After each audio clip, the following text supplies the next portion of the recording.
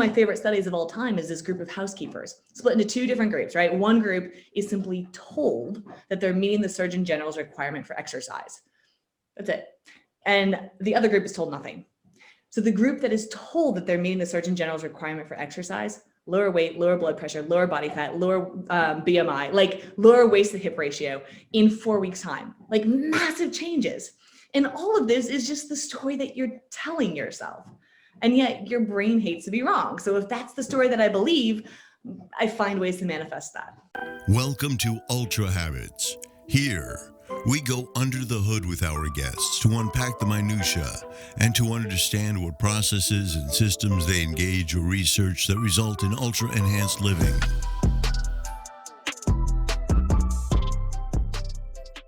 Hey guys, it's RJ Singh coming to you from Ultra Habits, and I want to introduce our next guest, Dr. Rebecca Heiss, who is a evolutionary biologist and expert on the subject of fear.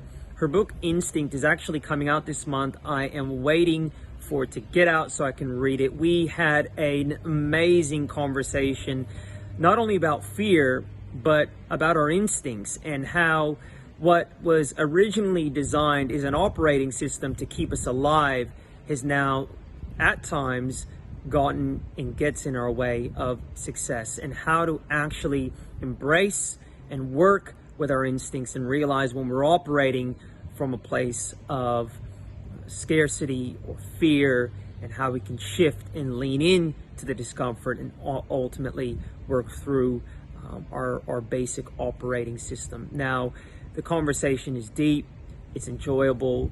She's super animated, so if you get a chance, check it out on YouTube.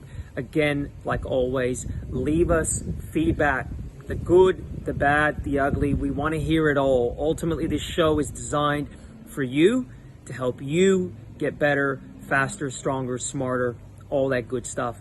Anyways, take care, guys. Hope you enjoy the show. So I want to talk to you, Rebecca, about our baseline instincts. Like, what fundamentally moves us as human beings? Two things, truly: sex and survival. That's it.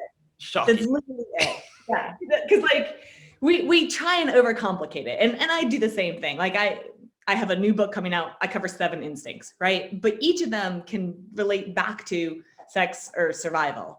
Literally, the first thing that we do when we see a person, right, is, can I procreate with that, or is that a threat? But that's all we're doing, right?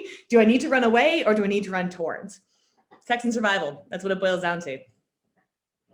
Yeah, that totally makes sense. And as someone that's in the recovery community, I'm in Alcoholics Anonymous, it's funny because our inventory is all built on the premise that we have what they call God-given instincts or instincts, right, and they're out of whack. So effectively what we're doing on a daily basis is we're reviewing how our instincts are not operating within proportion of actually what's happening. And it's this continual review process. So from your perspective, how is our instincts not evolved with the reality of today? Oh my gosh, that is literally the premise of what I study, because the whole idea is like, we've had this massive shift in our environment, right? In the last 200 years or so, we've had technology take off and populations have increased, and we have these massive exponential increases in these things. But biology operates on a much different time frame. Okay? So biologically, our brains haven't caught up. They're still stuck in the Stone Age, back in the day when we lived in a sparse, dangerous environment. And so all of our instincts are set to that age, even though the environment around us is massively changed. So it's the reason that we stay afraid of snakes. It's number one fear. And now in Australia, that makes a little more sense, I guess. But still, for Americans, walking around in the Costco parking lot trying not to die of snakes is an absurd thing. We should be afraid of hamburgers, right? Number one killer, heart disease. We should be afraid of hamburgers or of cars, because massive fatalities due to cars. But our brains haven't caught up to the modern environment. And so as a result, we stay afraid of the wrong things.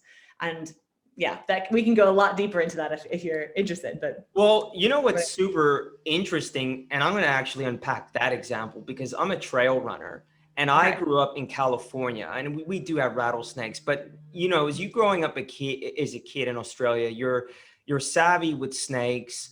the smallest things can kill you here. And I was talking to my neighbor yesterday because we found a black snake, which is poisonous, and it was dead, and we were playing around with it and everything. And I said to him, I said, you know what's super weird, Dave, is that when I see snakes when I'm actually running, I'm okay. But it's this whole kind of idea and conception before the run of me picturing my ass running out there and this big brown snake's like, hey, get over here. But in reality, it's funny. So, because you talk about imagination and kind of how we leverage, I guess, pictures in our head or imagination to predict the future, right? Yeah, absolutely. And this is a great gift of human brain, right? We have this frontal lobe, which means we can think about the future. We can have imagination. We can predict and analyze. And unfortunately, it's also the bane of the human existence is that we do this. And yet, because our brain is stuck thinking that we live in this dangerous, sparse environment, we lock onto the negative, because it's always the negative things that could kill us. So the example that I give is if you think about sort of a lovely day in the ancestral environment, right? And you're out and you're picking berries and like, ooh, delicious. Like I found a nice patch of berries, delicious, love it. And then you hear a little rustling behind you. Your first thought is not, oh, it's probably a songbird to come like sit on my shoulder and sing to me. No, your first thought is, let me get the hell out of here, right? Like it's a tiger, it's a snake, it's something that's gonna kill me. And that's good. Like that's what kept us alive for 200,000 plus years. Now today, it's your cell phone going off, right? It's that ping, that ding, that thing that you immediately have to respond to. And your brain goes into this stress overload where we're just loaded down with cortisol and saying, oh my gosh, it's something I have to deal with right away. It's not, right? So our brain locks onto these imaginary tigers and really drills into that negative kind of thinking. So we stay locked in this pattern of anxiety, which is just future thought, right? If we think about the past, we stay stuck in depression. If we think about the future too much, we stay stuck in anxiety of all the things that could go wrong. Or we could use this actively to visualize a different future and actually use this brain for some real powerful good by harnessing that visualization practice for good things that could come rather than just the very worst case scenario, which is how our brains are programmed. Yeah, it's one of the things that David Goggins says, and I love, he says one of his competitive advantages, and I'm paraphrasing in my own language, is that he can see himself at the end very clearly. And I mean, if we look at management gurus and, you know, the Tony Robbins ilk and even Napoleon Hill, there's a lot of this visualization. There's a lot of commentary on the power of that, right? Oh, absolutely. I mean, the brain hates to be wrong, right? It hates to be wrong. And so if you can create a really powerful visualization, your brain doesn't know very much difference between you actually doing the thing and you visualizing the thing. So there's been fascinating research, right? Where you think about strengthening your elbow. I know this is absurd, right? Who wants to strengthen their elbow? But that was the test they did. Strengthen the elbow or strengthen the strength of your, I think it was your index finger.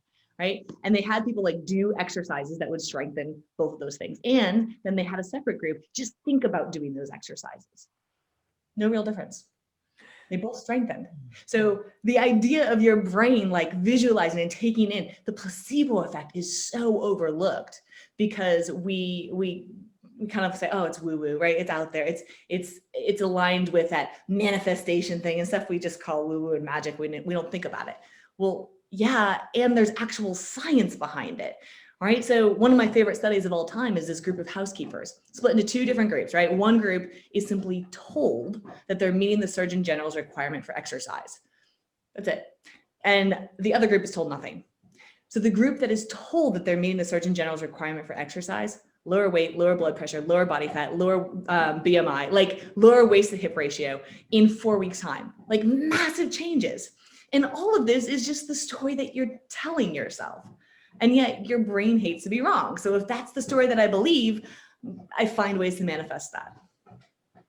Man, there's so much in that. I was talking to these dudes yesterday and they sit next to me in this shared office space and their kids are really like, they're struggling in the millennial way, video games, lack of resilience, that whole piece, acting out.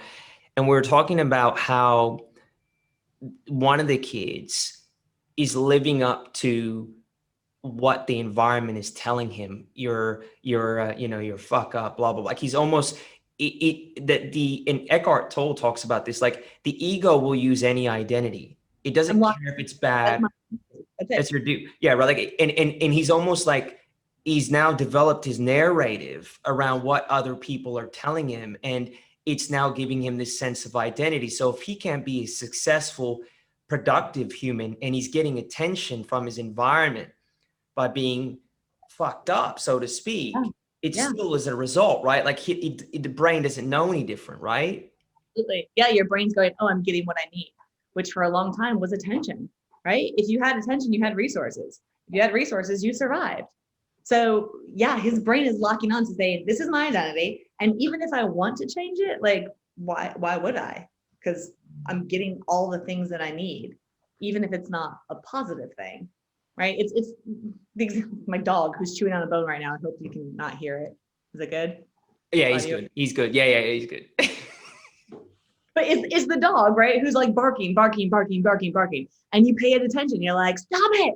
And they're like, oh, cool. That's all I need to do. I'll just keep barking because that's how I, That's my 4-year-old. Right. Exactly. Oh, yeah. No different than the dog, I'll tell you. And we'll talk about that in a little bit because we're going to talk about habits, but I also think it's relevant to narrative. Like when you're looking at shifting a narrative, it needs to it needs to be replaced with a stronger frame, right? Yes. Like you can't just get rid of something. And we'll talk about that in the habits. What I want to unpack though, and one of the reasons that Ultra Habits was created, and the tagline is redefining masculinity, not necessarily male or female, but just masculinities and energy, was when we were coming up with a brand, we were looking at the male in today's society, and through the kind of affirmative action movement and the movement to get equality for minorities, women, men have somehow, they feel, whether real or perceived, and I'm being careful with my words, they feel kind of left out of the run. And you see that in increased suicides, depression. Men are dying at record speeds at their own hands. I would like to talk about what your view is on evolutionary gender roles and where and how have men become so confused. Because I'd like to say this, even as someone that feels quite aware and I hang out with other evolved men, I can somehow get confused many of times and not really understand. While I'm changing nappies, I'm trying to be a hero. My wife's saying you don't have to be a hero, but I know she really wants me to be a hero. Like, what's going on? And so can you talk about that, please, Rebecca? Because I know it's really important to the listeners. Absolutely. And let me first thank you for having this podcast and creating a platform so that we can have these discussions, because I think having the discussion, being aware that there are other men that are feeling the same way, that are enlightened or evolved or whatever it is that you want, and still going, wait a second, where's this coming from? I think it's so important. So, I mean, let's take this from an evolutionary perspective. Evolutionarily, we valued men for strength and size and status, right? For literally bringing home the bacon.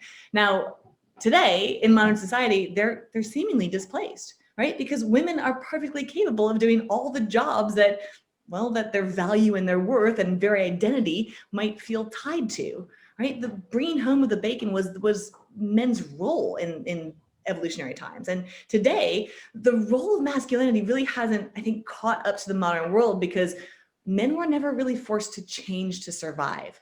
So bear with me here because I'm going down a route that is a little complex. I think if we're living in this, like, if we can all agree to the assumption that we are living in a sort of male dominant, male hierarchical society, not that things aren't changing, but if that was the original structure, women had to adopt masculine traits in order to survive. Because look, if I'm pregnant and you leave me as my partner, I need to still survive. I need to find work. I need to pay for things. And so we adopted these originally masculine skills, ancestrally masculine skills of bringing home the bacon and finding work. And shoot, we went to, during World War II, for Americans, we went into the factories, right? And so women have adopted this sort of masculine identity. We have not given the same permission for men in today's society to adopt homemaking, being a kindergarten teacher. We still talk about male nurses, right? So I think what we're not attending to is that we haven't given the same grace to men, because you guys, if you're not earning higher status, or earning more money, what we find in the research is that there's higher anxiety, erectile dysfunction problems, general overall mood disorders, depression. Like, all of these things are linked because that was your identity. And we have not welcomed men into the home the same way that we've welcomed and championed women in the workforce. So as much work as we still have to do in sort of creating gender equality for women in the workforce, I think there's just as much, if not more, work to be done in welcoming men into the home. So that you're not the butt of every sitcom joke, right? Like saying, oh, you're not capable of changing the baby, let me get it. You know, you can't cook a dinner, let me get it. We have a ways to go there. Yeah, there's it was funny because my wife and I went and bought a barbecue the other day because she is now fallen in love with barbecuing, because we barbecued on holiday, and she realized why men love it. And she was saying to me, she goes, when she went in the barbecue shop, she goes, it was like a testosterone feast. And she goes, I don't understand. And here's the stereotype coming from her. She goes, I don't understand why that whole saying of, I won't step in the kitchen as a man, but I'm happy to barbecue. She goes, it's the same thing. And it's just, but it's really interesting. We still have a ways to go in bridging that gap.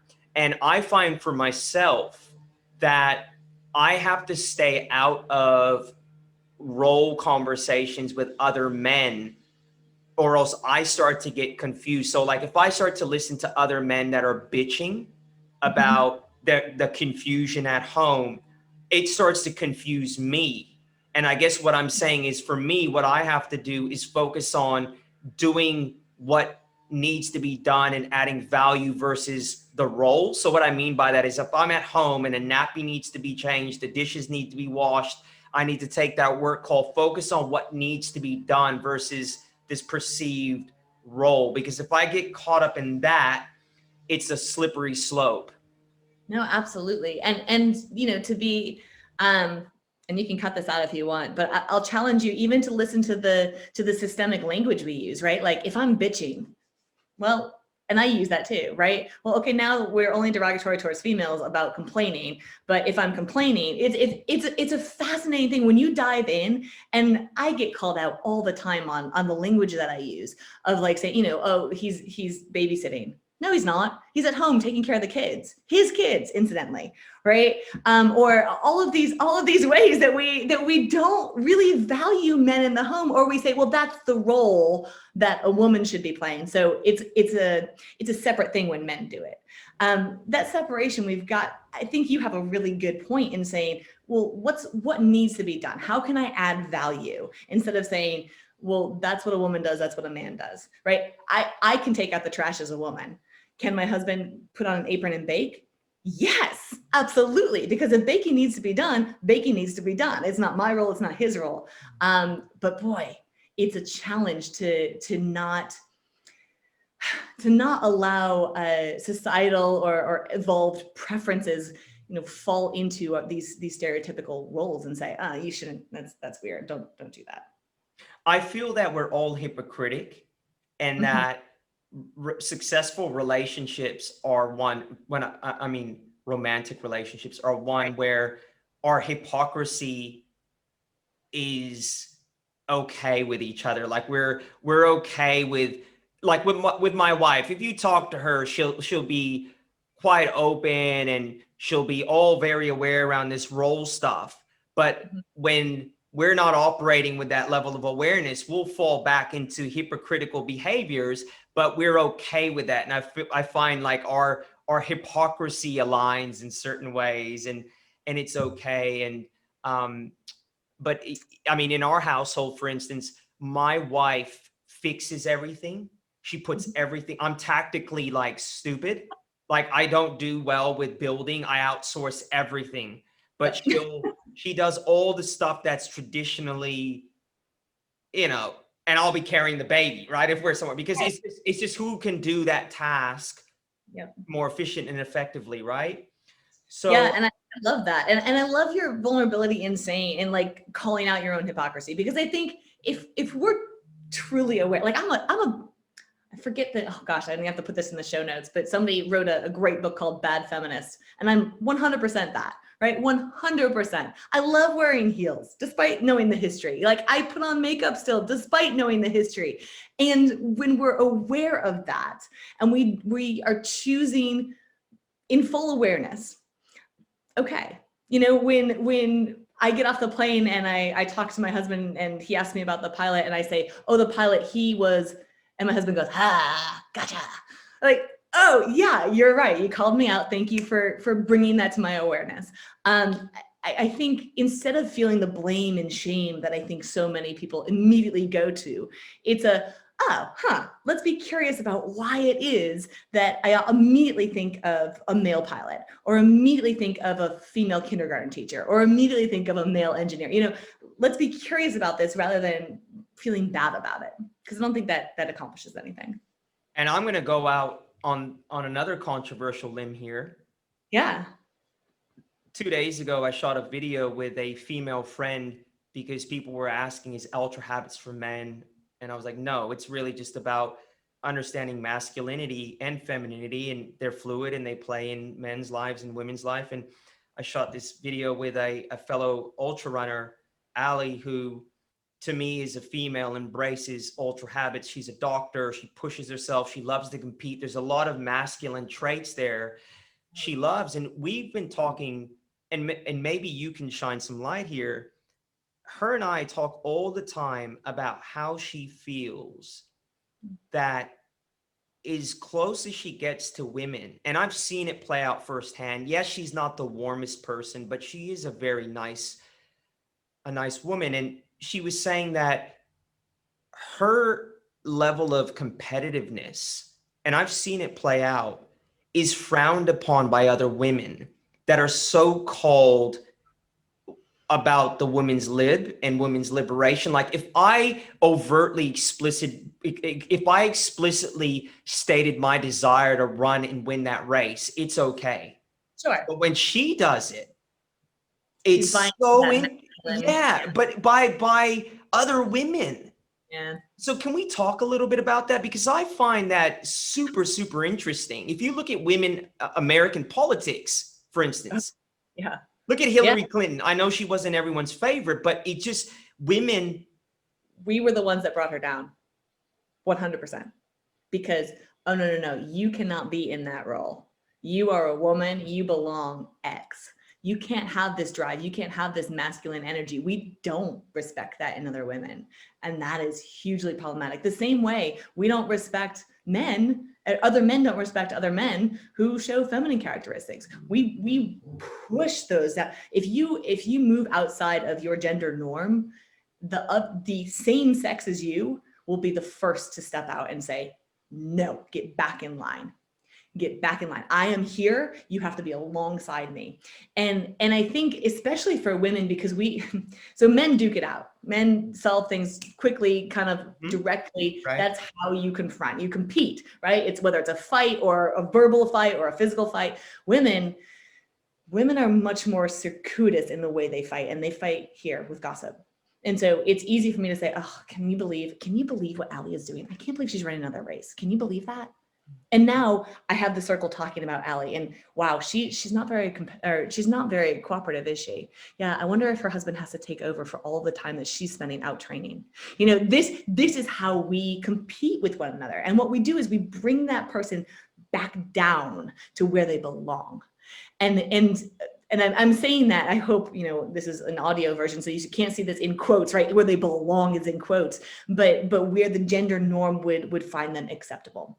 And unfortunately, that's not true in today's society. It's just not. But it's really, really difficult for us to feel comfortable around other people that are more fluid in their energies, that are able to say, actually, I feel this competitive masculine energy coming out right now, and that's okay, right? And if I want to go home and put on heels, that's okay too. But our brains like very black and white, very clear vision, so we always know who I'm going to get. So if I call up RJ, I know he is going to do X, Y, and Z because he is a man and men do this, right? We can compartmentalize and box. The same way, if I ask you to name a color and a tool, the first thing that you come up with, red hammer. Tell me I'm wrong, right?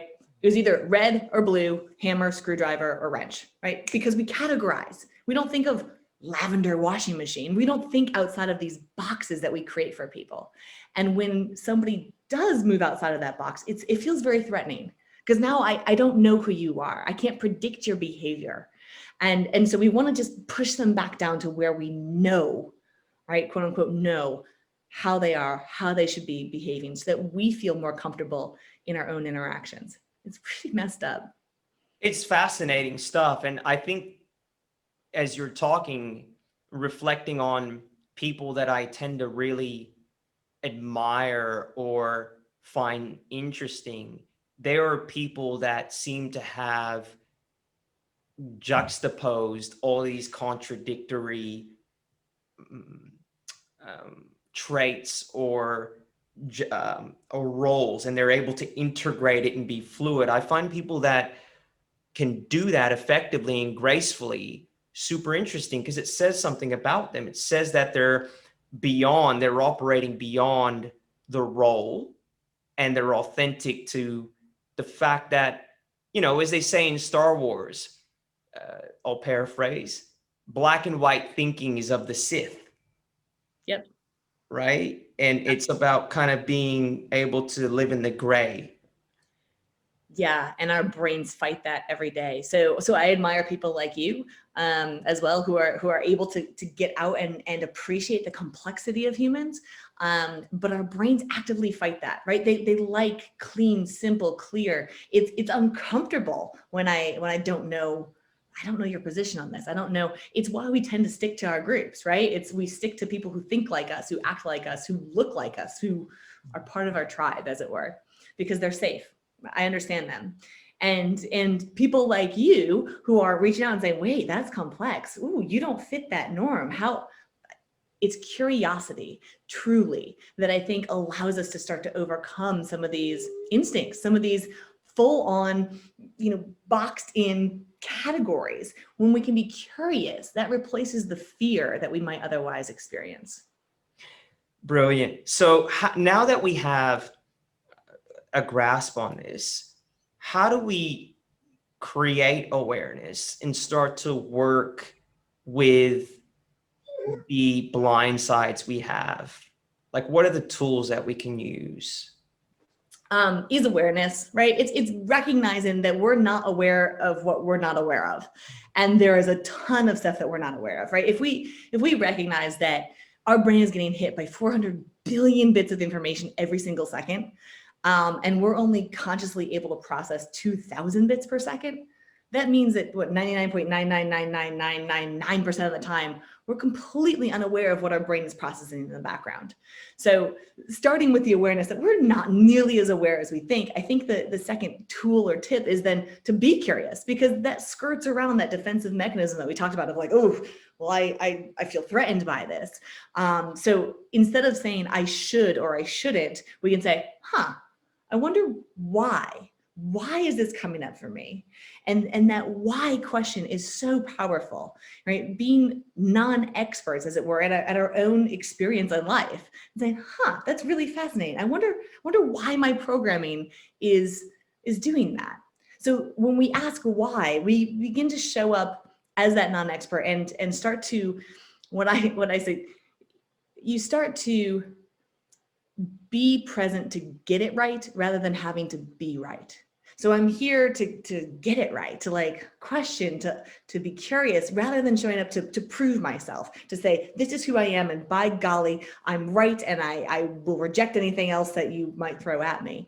I think that's how we can start to uncouple the fear, the true like emotionally based fear, from the logic of saying, I'm experiencing this. Why?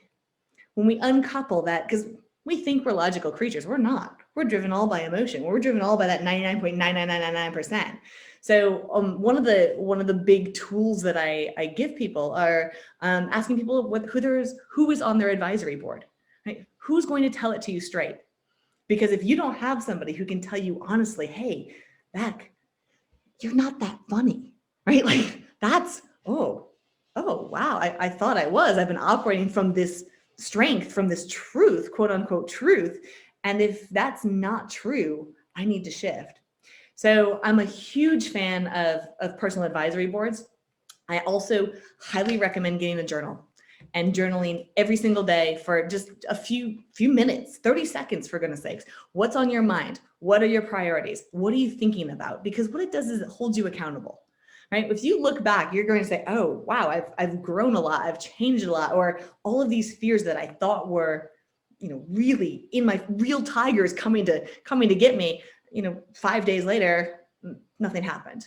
Right? So journaling, personal advisory boards, reflection, and then big fan of 360 reviews as well. So I don't know, have you taken a 360 review before, RJ? Yeah, nothing like the Acuity though. Can you talk a little bit about that stuff? Yeah, sure. So I have a mobile application called Acuity, and it's literally a 360 review that is continuous and ongoing. So you can get ongoing feedback about how the world sees you. It's kind of like a Yelp for you. So the idea being, right, if I have, say, 3 characteristics that I want to test at a time, I can select from this list of 90 traits and skill sets that I might be interested in knowing, more about myself on. So say I select, humor as one of them. I rate myself on a sliding scale of 1 to 10. How humorous am I? This is going somewhere. This is actually the first beta test that I did, right? I was like, I'm pretty funny. I'm going to rate myself as a 7. Nah, 8. I'm funny, right? I'm rating myself as an 8. And then you send it to your friends, family, colleagues, coworkers, clients, whoever it is that you want to be getting anonymous feedback from. And they rate you on the same sliding scale for each of these traits. And after a week, you get the results. Now, you can't see who rated you what, but you will see where your gaps are. And so when I first beta tested this and I was like, yeah, I'm funny, 8 out of 10, I sent it just to my family. And I got back 2s, RJ, 2s. And I was like, no, I did the thing that all leaders do, right? Like, no, they don't know me. That's ridiculous. Come on, that's not. And then I paused and I was like, why am I having this defensive response, right? Asking myself the why, being curious and saying, because I've been showing up using humor as my main skill set, as my main tool in my toolbox for years. And they don't value me for that. And that's a hurt, right? That's a deep moment to go, wait a second, that's a blind spot. Now, what I did learn is that they value me for empathy. I rated myself really low on empathy, and they said, no, you're very empathetic. So now I get to show up to my family, not using humor, which I thought was my strength, and it turns out it's not, but with an actual strength that they truly value me for. So it's a pretty powerful way to start covering some of those blind spots or recovering from some of them. And one of the things that you touched on when we were communicating offline was this piece on habits, and you can't squish habits we don't know we have, and you have to choose better habits and replace automatic negative thoughts and instincts with an alternative. So what you're saying is you can't go from 0 to 60. You need to shift through step changes. Can you talk a little bit about that? Yeah, absolutely. I mean, there's a couple of things there. One, like if I just found out that I'm not funny, I'm like, oh my gosh, well, I want to be funny. I can't just, right? You have to be willing to pause and bite the lemon, right? There's an American saying, right? When life throws you lemons, what are you supposed to do? Make lemonade. There it is. Nobody's throwing you sugar. They're just throwing you lemons. Sometimes you just have to bite the lemon and accept and become aware of the fact that this isn't a strength of mine, and that's okay. But what our brain tends to do is it creates this automatic negative thought of, I'm a failure, I'll never be good enough, I'm never, like those awful, called ants for a reason, because they swarm, right? They just completely circle your brain. And we want to get rid of those because they're not helpful. They were helpful for our ancestors because our ancestors were like, oh, hey, that thing behind me, it's probably a tiger, I better run, right? They were the automatic negative thoughts that kept us alive. But today they're preventing us from fully living, right? They're saying, oh, you're a failure, you're not good at this. That's not death anymore. So in order to replace them, we know from the power of habit, right? We can't just stop smoking. We have to replace it with something like gum chewing. So what we do with ants is we replace them with the warm fuzzies, pets. Okay, practice enlightened thoughts. These are practice, they take work. But things like I'm a failure become, wait a second, I'm not a failure. I'm not ready yet. That's your pet. So I'm not ready yet.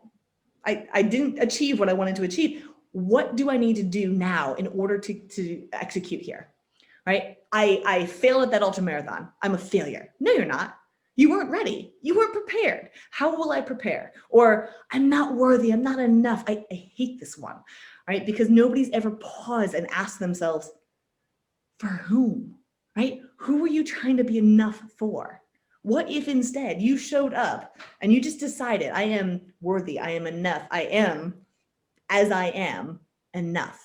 What that does is it changes your brain, right? Just the same way we were talking before about the stories we tell and how placebo can manifest in massive ways and massive changes. Now, if I'm enough, I'm showing up and I'm like showing up confident. I'm showing up like stronger in my relationships, able to communicate better, because the brain doesn't really know the difference between stress and fear and excitement. This is one of the most beautiful replacements for an ant, for those automatic negative thoughts of like, oh, I'm stressed, I'm scared, I'm really nervous. Think about public speaking, right? Most people are afraid of public speaking, right? Oh gosh, I'm really scared. And we tell ourselves this story and the brain hates to be wrong. So what do? We go fulfill that story and we're nervous and we're scared and we're sweating and it goes terribly wrong. But if instead we decide, whew, I must be excited, because the brain and the body release the exact same hormonal cocktail under stress as they do under excitement, right? So we're experiencing the same thing in our body. We're just going to tell our brain a different story, right? I'm excited. That's what's going on here. Now, you and I both know, RJ, we deep down, we know that we're actually still nervous. Doesn't matter. It doesn't matter. If we tell our brains we're excited, it starts to shift the chemistry so that we actually do better. We perform better. That's the whole visualization you were talking about. It's the whole idea of telling the story you want to be true.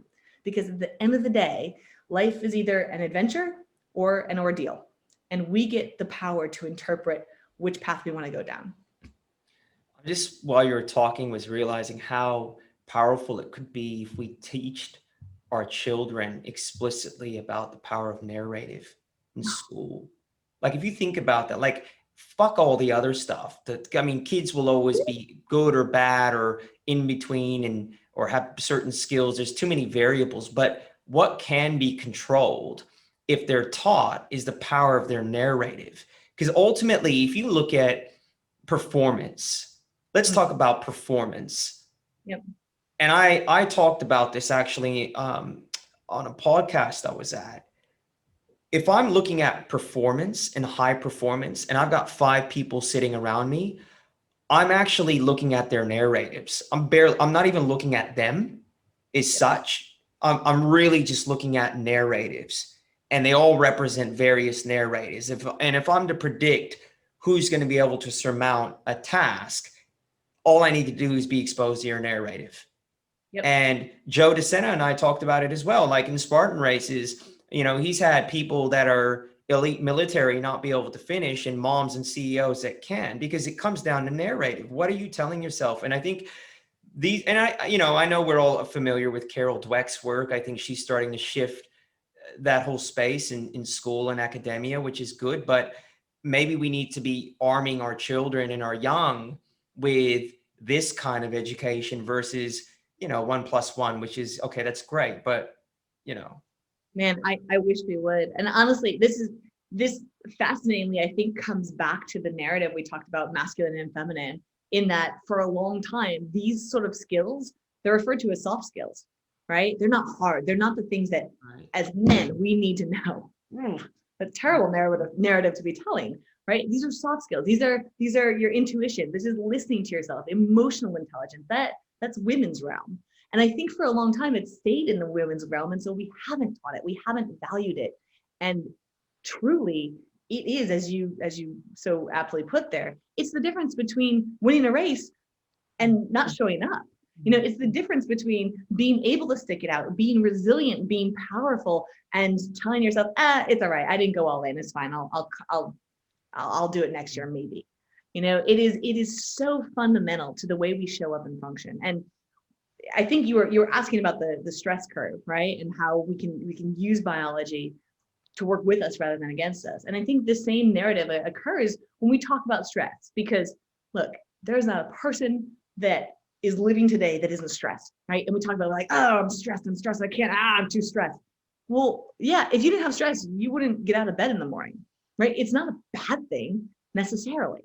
It's the story we tell about it. Because stress, if you think of stress and performance, it's an inverse U-shaped curve, right? It's a normal curve.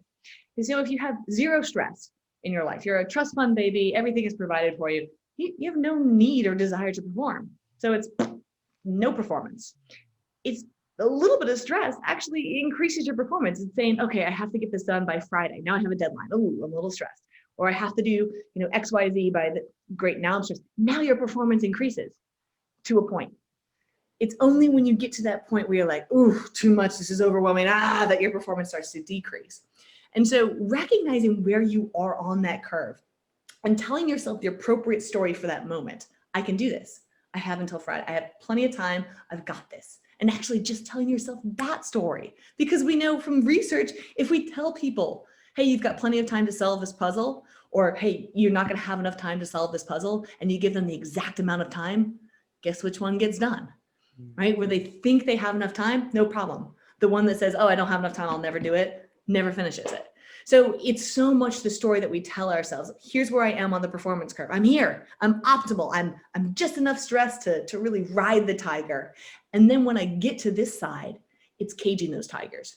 It's recognizing, hey, this stress, it's not going to kill me. This is not the life or death situation that my brain is making it to be. I can cage it. I can put it away and get back up to the top of that performance peak. It's effectively, I know for myself, like if I've got a presentation and I have enough time, I'll just start it. Even if because I know once I start it, that level of procrastination and anxiety is gone. I'm preparing for a huge race, which I'm physically undercooked for. It was a last minute entry. And on the weekend, there was a local group running and I ran more than I really needed to. But I knew that psychologically, if I did that, I would feel the stress would go and I'd be on that path to, okay, I'm prepared, I'm preparing, not, oh shit, will I be prepared? So it's about knowing and being skillful with working with yourself to kind of almost trick your brain into operating with a certain level of positivity and using stress in your external environment to your advantage. So what I'd like to do is move into instincts. So there's a lot of talk about blind sides and instincts. How do we leverage our instincts to, and I suppose that's what we're talking about, is a competitive advantage? Like how do we work with them to actually not just be, but actually to propel ourselves? Yeah. So, I mean, I think the first and probably easiest response to that is to work with the biology of the stress instinct rather than against it. We have the tendency to fight against it. And instead of embracing it and sort of inoculating ourselves against stress, which is what you just described in training, in saying, I have to run this far, but I'm going to run this far because I can push myself and now I'm telling a different story. This is the kind of training that we give to Navy SEALs, right? Is you show up and you do this extensive, really tough thing, knowing you're not going to die, right? That's huge. That's paramount. You have to know this isn't an actual life or death situation. It may feel like it, but you're not going to die. So now you have this massive stress response, right? And I'm stressed and I'm worried and I'm telling myself this story, and then nothing bad happens. And I layer down this, oh, okay, I'm all right. For example, this is something that really easy to do. You can go up and you can ask for a discount on a cup of coffee, right? Go to your barista and say, yeah, can I get 10% off your order today? Now, I know it sounds easy. Go try it. It's terrifying. We're going to have this crazy stress response for no particular reason, right? Because nothing bad is going to happen. The worst case scenario is your barista says no. Okay. And then you walk out, with your cup of coffee, nothing bad. Now we've trained our brain, and our brain says, I had a stress response, didn't need it. Everything's fine. And we do it again. And we go out tomorrow and we grab a book of songs and we start singing on the street corner. And it's super weird. And everybody's rejecting us and they're walking to the other side, and we're having stress response as a result of this. And then once again, we don't die. And our brain layers this down and says, you had another stress response and you didn't die today. Now, when stress finds you, when fear finds you, when you're not actively seeking it, your brain has all of this data to refer back to it. It's just like, training a muscle. We've trained our brain to respond differently when it has a stress response. Now I'm having a stress response and I'm going, oh, hey, we know what this is. Remember all those other times when we did this and we didn't need it? We're fine, brain. Relax. Can take a deep breath, slow down all of the dispensing of the hormones. And now, just like you train a muscle, you've trained your brain to react differently under stress than everybody else in the world. And it's so simple. It's so simple. It's easy to do. It's profound. And we were talking to a guest last week who you would love, by the way. She was the first Apache female helicopter pilot. She wrote a book called True Grit, where she interviewed other high-ranking women in the military, and it's framed as grit and kind of developing grit in the most male-dominated.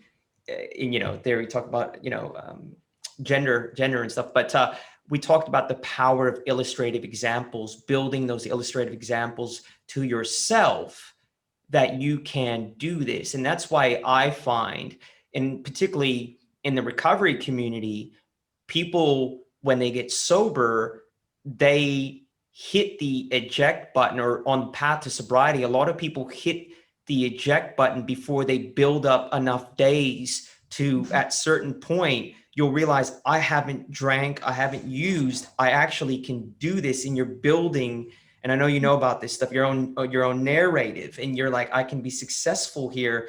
And people asked me when I got sober, how I was able to go from being an absolute kind of deadbeat addict to hyper successful in the material sense. It was because the power of getting sober was such, it took everything I had, but it was a gift in the sense that it proved to me I was capable of doing anything. I literally believe that. Like, I literally believe that if I was willing to suffer through anything, I can do it. I got to put in the work. None of this magical thinking shit. Right. I got to put in the work. Yeah. If I put in the work, I got it. And even if I fall short, you reach to the moon, you might hit the stars, kind of thing. So I think that it totally resonates for me. And I really want to talk about fear. Touched on it. How do we increase our capacity to manage fear? We talk about courage. Is this something that we can practice on purpose? Yeah, absolutely. I mean, it's kind of the training that I was just describing, but like, I think what you just said is resonating for me, the power of community. You're talking about, AA and the community of it. And I often will challenge people in some of these stress inoculation exercises. I call them discomfort challenges, right? Because all growth occurs outside of your comfort zone. Well, what does that freaking mean? It means our brain is constantly pulling us to safety. What it believes and interprets is safe. But the reality is, this over here, this new path is powerful. It's new thinking. It's positive thinking. This is what I can do. So getting back to community, I'll ask people to have a dance party. And it's, usually a large group of people, and 100 people is like, woo, yeah, let's go. And there's no problem there, right? And then I say, okay, RJ, just you. What? And suddenly it's like, oh wait, we went from having a lot of fun together in this discomfort because we're all together in it to, oh my God, now it's just me and I have to perform. And what happens is this starts happening. We've got this fear of rejection, right? Suddenly, well, what if I don't dance well? What are they going to say? What are people? We start doing this comparison thing. And so I think it's really helpful for people to recognize this. When I do that, I ask the crowd, I'll say, okay, RJ, you don't have to do this, but I'm going to ask you right now to sing the Star Spangled Banner or sing Twinkle, Twinkle, Little Star or sing whatever it is you want, soprano style, lots of vibrato, give it to us. Now, let's just say you do it and you're terrible. How do we feel about RJ? And everybody's like, yeah, like, bravo, good for you. Like, wow. And I'd ask, okay, well, let's just say he does it and he's good. How do we feel about him? Yeah, bravo, positive emotion still. So what is it that stops us? Oh, right. It's this nagging fear back here in our own heads that says, well, we're going to suck and we're going to get rejected and everybody will see us for this failure. And we don't see that for one another. We only see it for ourselves. And so recognizing that allows profound. Yeah, exactly. That's actually profound. Yep. Right. When I finally realized that, I was like, oh, hell yeah, I'm going to have a dance party. I don't care how ridiculous I look because it's fun and I enjoy it. And turns out there's science to support this, right? We value people when they're human. It's why we love Jennifer Lawrence so much. The actress, she's a great actress, and we love her because she screws up all the time and owns it. Like, she falls at red carpet events and she's laughing about it. She's not trying to play it off like nothing happened. We love her for her You have to, though, can I ask you a question? To fully realize that, do you have to have a certain level of street cred? I don't think so. Do you know what I mean, though? Like, if Jennifer Lawrence wasn't such a dynamic and beautiful actress, and she was kind of the new kid on the block, could it be perceived differently? Oh, that's a really great question. It could be situational, right? Yeah, I think the question is, yeah, it is situational. But at the end of the day, are you Jennifer Lawrence? Is the person next to me who's singing Jennifer Lawrence? I still value them more because they're showing their humanity. I agree. think it's accentuated because she's in a position where we're like, oh, we worship the stars, right? We're like, oh, you're so special. No, she's the same as you and I. I think it's more credit to her because she is in a position where that status and that need to be ideal and perfect is really high pressure. But I think, Joe walking down the street who's whistling a tune, I like him. I like him better than somebody who's like not. Well, that's why Obama was loved, right? And is liked, because he showed sides of himself that's not typical for a president, right? And he sang Amazing Grace and cried. Oh, I mean, my heart just exploded. Yeah. You see the humanity in people. I sometimes refer to that as flaunting your kryptonite, right? So if you imagine Superman, who was amazing and powerful and everything, he ran around his whole life avoiding kryptonite. If instead he flaunted it and said, hey world, kryptonite, it's a problem for me. Well, now not only do we respect him more, but we've empowered a team. We've empowered, this is the point of community, of AA, of somebody saying, okay, the first step is admitting I have a problem, right? Kryptonite is a problem for me. Well, great. Wonder Woman can come in now and say, it doesn't affect me. I got you. When there's situations with kryptonite, I got your back. So the more, and it's so hard because for us to be vulnerable, we have to respect the fact that everybody else is going to see us more positively, and our brain does not think that's possible. We had a runner, beautiful woman, young woman. Her name's Amelia Lati, and she's Finnish, and she studied the concept of sisu, concept of perseverance, grit, endurance. It's all kind of it's different, but has related to grit. And she studied under Angela Duckworth at UPenn, and she also talked about sisu being enabled when individuals have this sense of psychological safety It's actually what you're talking about, because she talked about the power of community as well. And I know, for instance, when I go on endurance runs in 40, 50, 60, 70K plus, if I'm doing it in a race, in a community, it's very different to when I do solo runs. There's a collective energy there. In fact, that's why I like to do solo runs, because I find it harder. Yeah, you're training yourself there. Well, you can't draw on anyone. And even in a trail race, you can't see anyone. You know you're suffering collectively. There's a power in that, versus this fear that might hit you 30 or 40 kilometers out in the middle of nowhere, that you're by yourself. Yeah. And it's what you're talking about.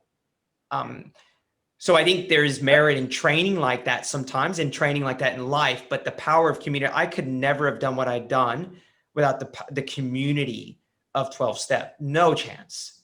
No chance. I was anchored in a way that I needed that space to play for many years before I can go out into the real world and have a crack. So I take that on board. So I want to talk about something that I think you would understand quite about, given, and we'll talk about your story a little bit later, but let's talk about spirituality, and in the context of fear and instincts. Because I have this belief, this theory, that when you boil it all down, spirituality and religion is a means for us to mitigate the downsides of our instincts to a certain degree. That's why it was created. And if you look at religion in its worst or harshest form, there is a lot of there's a lot of vilification of our instincts. Now let's talk about that, the good, the bad, and the ugly. Because it's my view that people that seem to overcome and have awareness of their instincts have this spirituality play, whether they recognize it as traditional spirituality or not. And I want to talk about that. It's fascinating that you say this, because when I pitched my book initially, so I have a new book called Instinct, right? And it has seven instincts in it, for good reason, because they were initially the 7 deadly sins. Yeah, there we go. Which are our instincts, right? And so to your point, I think, religion that obviously is a Christian Judeo religion base, but like the 7 deadly sins, it's controlling our instincts. It's lust. Well, that's the sex instinct, right? It's envy, our tendency to collect things, to seek out variety. It's all of these instincts that are powerfully driven. And I think religion kind of says, okay, here's how you control it. And I'm not sure it always did so in a very healthy manner. In fact, I'll show my biases here. I think most religions, period, are often based in a system of control that is not healthy for most individuals. For a few slim proportion of the population who is in control, largely around the world, that's who it benefits. But can I chime in there? My view is that people that seem to have managed their instincts through religion operate with a high level of fear. Yes, because it's all fear-based, right? It's all fear-based. It's and again, I'll go back to Christian Judeo, because that's just where I was brought up. It's, if you don't control this, you go to hell. Okay, I don't want to burn in eternal damnation. I mean, like, got it. I will take control of that instinct. And it is such a powerful notion, because our brain is like, I avoid anything negative. That is the thing that we focus on the most. So actually, there's one way that I use a lot with teams is harnessing this idea of, okay, if we're going to focus on the negative, which is what religion does, like, don't do this or X will happen. Like, our brain is locked in. I don't want the bad thing to happen. So I often will say, can we create a common enemy? Can we create something that we all fight against that's more positive? So I'm going to fight against negative thinking, for example, or I'm going to fight against COVID, for God's sakes, we're in the middle of a pandemic. If we work together to fight against this thing that is bigger than race or gender or religion or continent, right? Like, we're all affected by this. Let's fight against it together. We have an opportunity to unite rather than to push apart. And often what religion does is it takes our instincts and says, okay, now let's separate you out into groups because it's easier to control that. So women, you do this, men, you do that, and we can keep you controlled. People who look like this, you are slaves. People who look like that, you are masters. Now you are controlled. And instead of embracing the instincts and seeing them as something beautiful that we can work with to achieve humanity being more united. Like, if we have a brain that sees negativity, that looks for the enemy, great, let's give them an enemy. Just make it something better than race, religion, gender, where you happen to be born. There's a great power there to actually unite people when we begin to work with our instincts rather than against them. I remember as a child asking my mom, when I saw that movie Independence Day with Will Smith. Yes. Realization that like the greatest opportunity for humanity to unite is through an existential threat by an alien attack. Because all the bullshit will end. Russia, US, blah, blah, blah, like, China, like resources will be collated, will be operating as one. But it's interesting, isn't it? So that is such a beautiful way of articulating. Like, it takes a level of awareness though, and human beings in power to be willing to make the first move towards peace. It's going to take courage. Right. It will. It'll take getting out of the scarcity mindset, right? That if I take, or if you take this, there's still plenty for me, right? Like, give me the recipe. Take the whole pie and just give me the recipe, and we'll make more, right? There's not a limited amount of resources for everyone.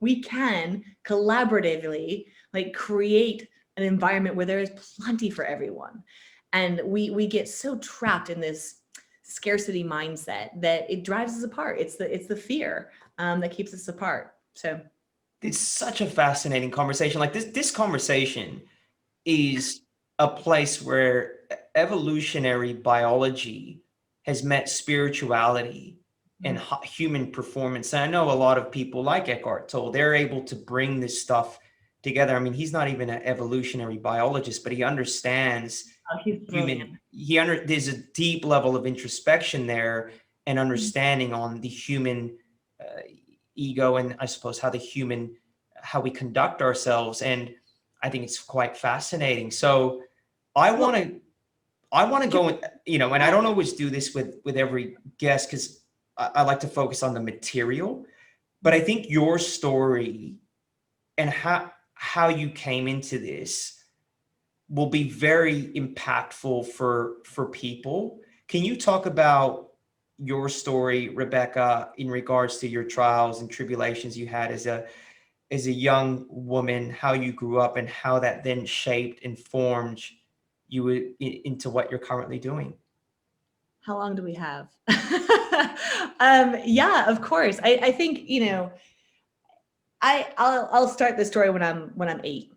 And when I'm 8 years old, I know exactly who I am, what I want to become. I am feeling empowered. I love the theater, right? I love the stage. I want to be on stage. I want to be delivering art, to people and enriching their lives through art.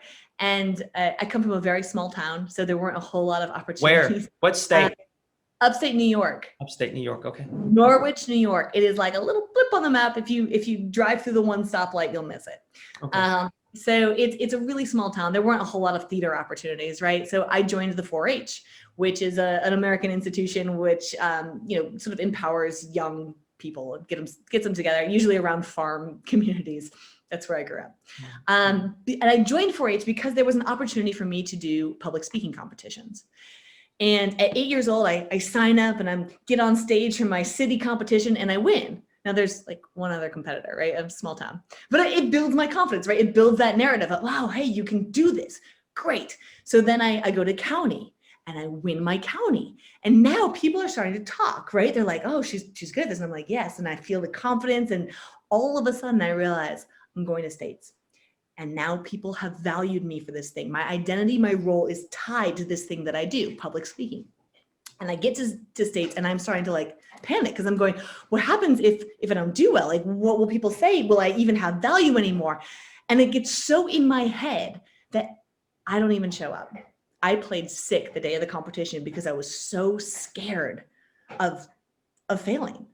And it was that fear of failure that I started questioning again and again. And I went through a ton of failure in my life, but it took me, well, I'll tell you another pivotal point in my life where I switched careers because I was so afraid of failure, I stuck to the things that I was good at. And I was good at science, right? I was really good at science and math. And so I went out and I earned a degree and I was like, oh, good, I'm getting rewarded for that. So now I'm going to go earn another degree and then I'm going to earn another degree. And I just followed this safe path.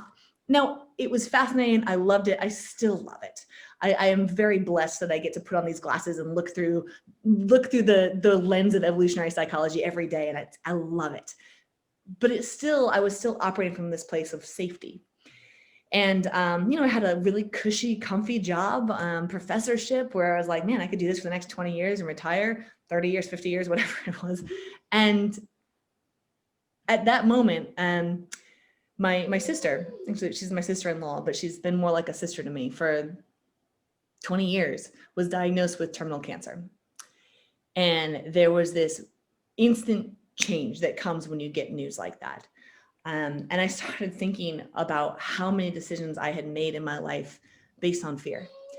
And the reality hit me that if that had been me, if I had gotten that diagnosis, I would be so deeply disappointed with my life. And so that year, actually that week, I quit my job, I sold my house, I divorced my husband. I went through this massive, just absolutely rock bottom. Let me tell you how bad it got. I was homeless, like I didn't have anywhere to go because I didn't think this through, right? It was just, I need to make a change and stop living my life out of fear. And I wanted to be there to support my sister. And it wasn't a moment of great thought. It was a moment of action. And so I remember— They're generally the best though, aren't they? They are, at the end of the day, right? And I'll tell you, there was a time I had a dog and that was pretty much it. And I'd stayed in a hotel because I had no place to go at this moment. And I stayed at a crappy hotel because I couldn't really afford much. And I woke up covered in like bed bug bites. I was like, this is it. This is my life now. And I hit that lowest of low points and said, all right, what are you going to do about it? What do you do? What do you love to do? What was your childhood dream? I started going and reflecting a little bit and saying, okay, what decision would you have made differently if you knew that at this point you were going to get that diagnosis? And I started speaking again. And I gave a TEDx and I started, really honing this concept of evolutionary behavior and understanding the brain and how we can apply it to our own lives to live more fearlessly. Yeah. The idea that, look, there are some actual tigers out there. There are some real life threatening situations. They're important to pay attention to. But most of the things that we fear are things that keep us locked into safety. And I refused to live a life of mediocrity anymore because all I wanted was to not be making decisions from fear. And so as a result of that, I launched a speaking career. I'm a full-time speaker, author, founded a company, a tech company. And I don't want to make this a glorious story of everything was perfect. I found a wonderful partner. We're blessed and lucky. And yes, there was a lot of luck. Yes, there was a lot of hard work. Yes, there was a lot of changing narrative.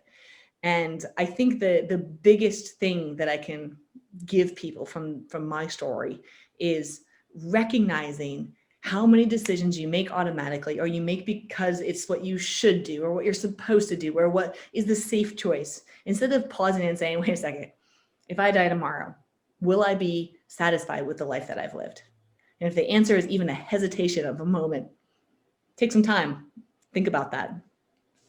It's powerful, Rebecca. Reflecting on your death is something that I tell people to do all the time. It's actually a form of meditation, and it will really enable us to focus on the priorities and the essentials. And I really appreciate your honesty. The subject material is fascinating. I've always been a huge fan of Jared Diamond. Oh, yeah. I mean, I think our conversation, if we had one, would be kind of boring. So I'm glad I had you on, because it's a much more animated conversation than I believe I would have with Jared. But I mean, I'm fascinated with this stuff, because even in my addiction, you know, when I'd be up for nights, I would be reading his work and other work, because I thought that I had some form of biological issue that kept me where I was at. And it was a really weird spun out thinking, but I had this warped thinking that there was something in my biology that was dooming me to the path that I was on. And I obviously found out that wasn't the case. But again, I really, really want to thank you for joining us on Ultra Habits. It was so impactful, great conversation. Where can people find you, Rebecca? Like, if we want to learn more about you, where do we find you? Yeah, the easiest place is probably my website. You can find all of the other places on there. So my website is Rebecca Heiss, that's HEISS.com. Or you can find me on all the socials at Dr. Rebecca Heiss, just Dr. Rebecca Heiss, on Insta and Twitter and all the places. And I'd love to hear from you. You know, I'm always excited to talk to new people and get new ideas and insights. So if something spoke to you, don't hesitate to reach out. Well, thank you very much again, Rebecca. And this is an absolute pleasure. I have had such a great time. Thank you for having me on. of course. And we'll definitely keep in contact offline. Sounds great.